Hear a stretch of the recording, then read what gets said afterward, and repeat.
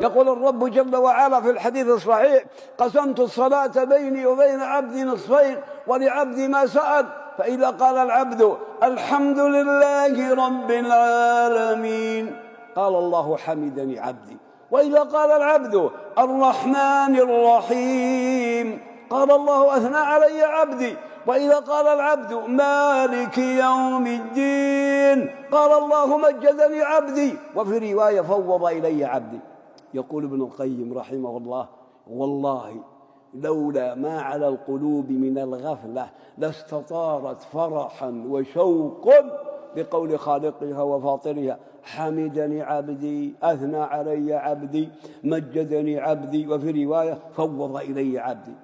وإذا قال العبد: إياك نعبد وإياك نستعين، قال الله: هذا بيني وبين عبدي، ولعبدي ما سأل. اسأل يا عبد الله: اهدنا الصراط المستقيم، يلا من فضلك اهدنا الصراط المستقيم، صراط الذين أنعمت عليهم غير المغضوب عليهم ولا الضالين.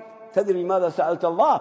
سألت الله أن يهديك الصراط المستقيم، صراط الذين أنعم الله عليهم من النبيين والصديقين والشهداء والصالحين وحسن أولئك رفيقا. وسألت الله أن يجنبك طريق المغضوب عليهم ولا الضالين، وهم اليهود والنصارى.